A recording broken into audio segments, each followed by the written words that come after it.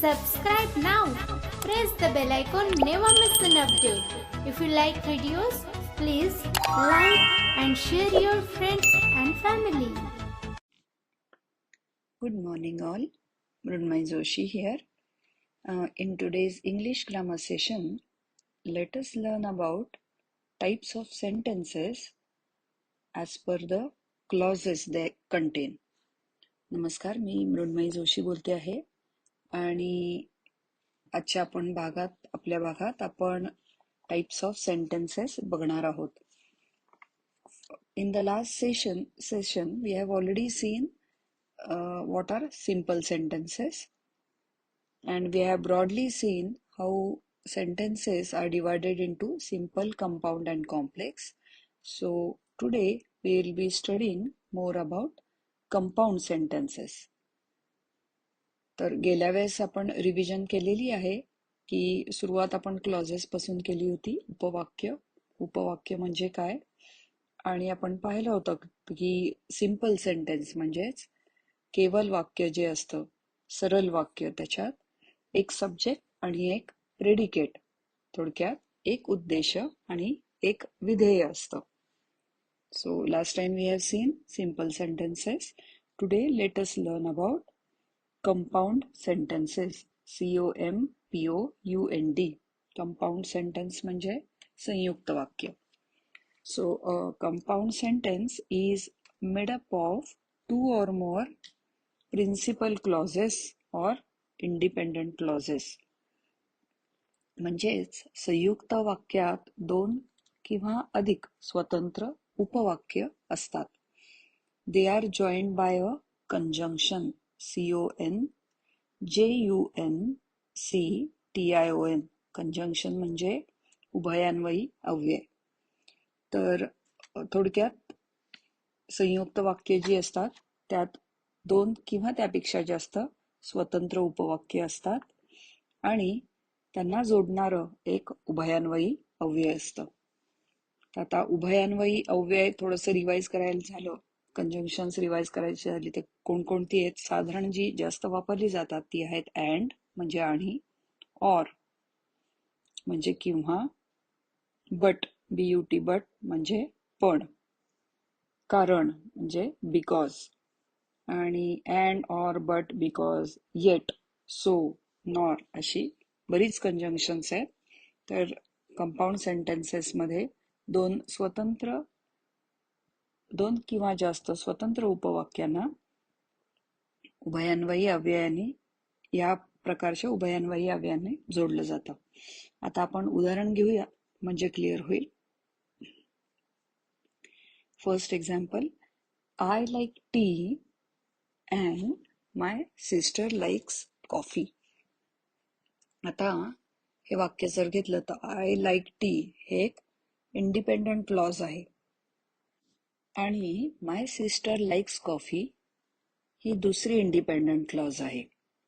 म्हणजे I like tea हे एक स्वतंत्र उपवाक्य होऊ शकतं. My sister likes coffee हे दुसरं स्वतंत्र उपवाक्य होतं. त्याचं कारण असं आहे की आय लाईक टी मध्ये एक सब्जेक्ट म्हणजे आय लाईक टी आणि एक प्रेडिकेट आलेला आहे, ज्यात एक फायनाईट वर्ब आहे लाईक. आणि माय सिस्टर लाईक्स कॉफी मध्ये तसंच एक सब्जेक्ट आणि एक प्रेडिकेट आणि एक फायनाईट वर्ब आहे त्याच्यात. त्यामुळे ही दोन स्वतंत्र उपवाक्य आहेत. These are two independent clauses, and now they have been joined by a conjunction and. तर I like tea and my sister likes coffee is an example of compound sentence. Now let us see one more example where and is used, and over here we have used and to join two clauses, but over here the second clause happens after the first clause. म्हणजे वाक्य बघू आपण. There was a big noise and the lights went out. आता याही वाक्यात and वापरलेला आहे, पण there was a big noise हे एक इंडिपेंडंट क्लॉज आहे. द लाईट्स वेंट आउट हे दुसरे इंडिपेंडंट क्लॉज आहे. आणि या वाक्यात सेकंड क्लॉज कधी होते तर दुसरी क्लॉज झाल्यावर.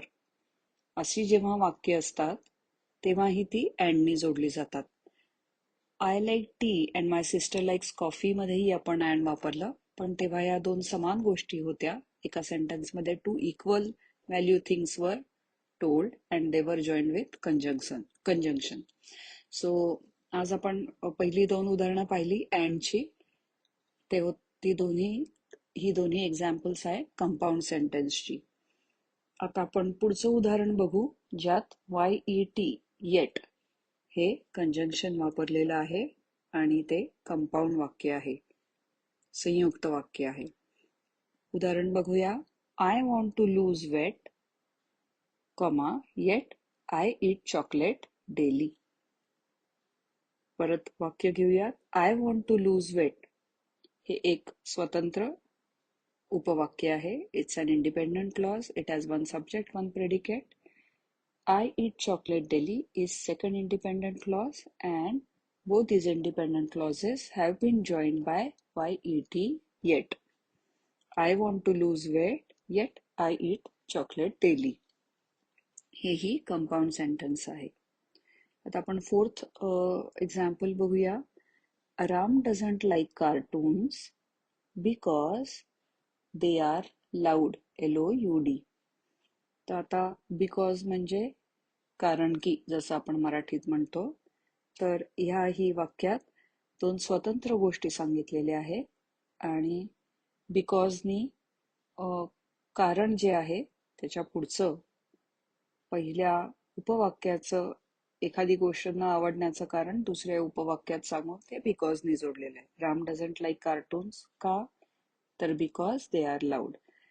So this is also a compound sentence. Now the last example in today's session we'll see. Over here we have used but. So they spoke to him in English but he responded in Hindi. वाक्य काय आहे? They spoke to him in English, comma, but he responded in Hindi.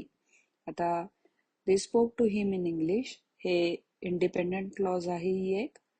He responded in Hindi ही दुसरी independent clause आहे. आणि ही दोनची independent किंवा main clauses ज्या आहेत त्या BUT बट. या बट म्हणजे तरी. सो ह्या दोन इंडिपेंडंट क्लॉजेस कंजंक्शननी जोडलेल्या आहेत.